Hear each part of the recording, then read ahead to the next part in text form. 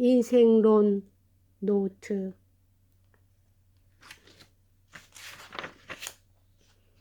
인간이란 무엇인가?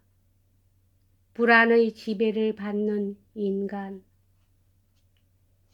철이 바뀔 때마다 백화점이나 큰 가게는 박앤세일을 실시한다. 도시에서는 이 박앤세일이 계절의 이동을 제일 먼저 예고해준다. 쇼윈도우에 큼직한 글씨로 재고 정리, 반액 대봉사라고 쓴 종이가 나붙은 것을 보면 철이 바뀐다는 것을 실감하기 시작하는 것이다. 며칠 전 거리에 나갔더니 예의 재고 정리, 반액 봉사라는 박앤세일의 구호를 붙인 상점이 눈에 띄기 시작하여 긴 겨울이 가고 봄이 다가오는구나 하는 것을 느꼈다.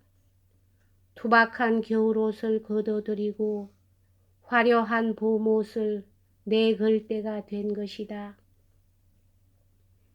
박앤세일을 광고하는 요란한 장식을 한 어느 백화점 앞을 지나가다가 나는 문득 묘한 상상에 사로잡혔다. 과학자들은 시험관 속에서 생명을 이룩해내려고 상당한 노력을 기울이고 있는 모양이다. 또 이 분야에서도 상당한 진전을 보았다는 신문 기사도 가끔 나온다. 과학이 생명을 만들어낼 힘을 가졌는지 그 여부에 대해서는 전문이 다른 나로서는 정확히 알지 못한다. 과학자들이 인위적으로 인간의 생명을 만들어낼 수 있게 되었다고 상상해보자. 인조인간을 제조하는 공장이 생길 것은 분명한 일이다.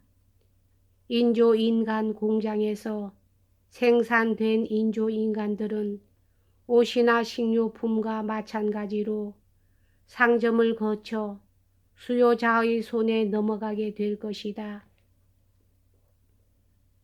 인조인간을 판매하는 상점은 상당히 인기 있는 상점이 될 법도 하다. 그리고 인조인간도 성수기가 있을 것이다. 사람이 고독을 제일 느낀다는 가을쯤이 성수기가 되지 않을런지. 성수기인 가을이 저물면 인조인간 상점에서는 성수기를 맞아 다량으로 구입했던 인조인간의 재고 정리에 나설 것이다. 그때 그 상점 앞에는 다음과 같은 광고가 나붙게 되리라.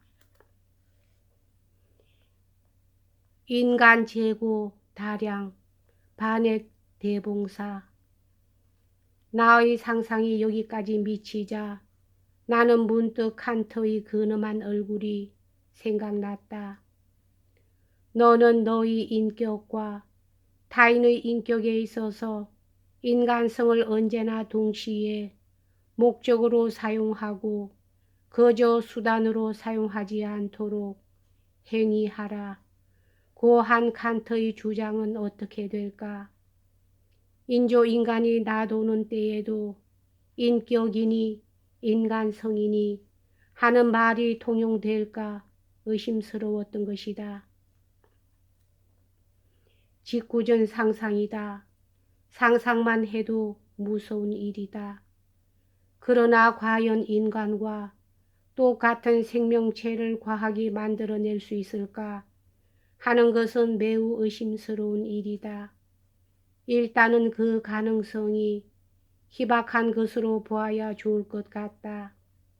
나의 신념을 말하면 과학의 힘이 아무리 위대하다 하더라도 우리와 비슷한 육신을 갖고 제작자가 미리 마련해 놓은 계획에 따라 일정한 사고를 하는 로봇은 만들 수 있을런지 몰라도 우리 인간과 같은 자율적 정신까지를 가진 완벽한 인간을 만들어낼 수는 없을 것이다.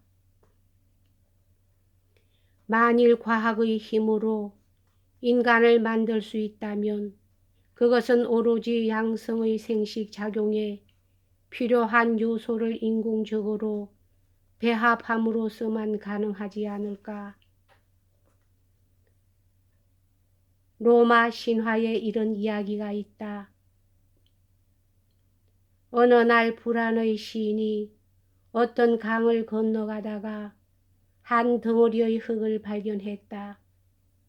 그는 이 흙 덩어리로 어떤 형상을 만들었다.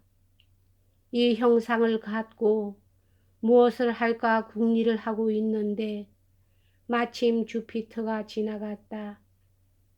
불안의 신은 주피터에게 자기가 만든 형상에 혼을 넣어 달라고 부탁했다. 주피터는 형상에 혼을 주어 생명을 갖게 했다. 이제 이 형상에 어떤 이름을 붙일까 하는 것이 문제가 되었다. 불안의 신은 자기가 만든 것이니까 당연히 자기의 이름을 붙여야 한다고 우기고, 주피터는 혼을 주었으므로 자기의 이름을 붙이는 것이 마땅하다고 주장하는데 불쑥 땅의 신이 나타나 흙으로 만든 것인 만큼 자기의 이름을 붙여야 한다고 주장했다. 설왕설래 끝에 시간의 신에게 중재를 요청했더니 시간의 신은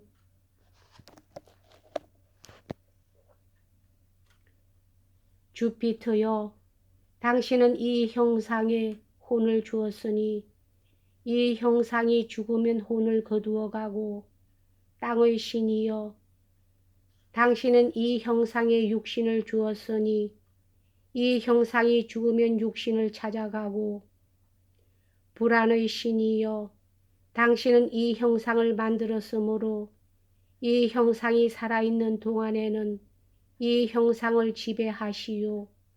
그러나 이름은 이 형상을 흙으로 만들었으므로 사람이라고 하는 것이 좋겠소 하고 대답하였다.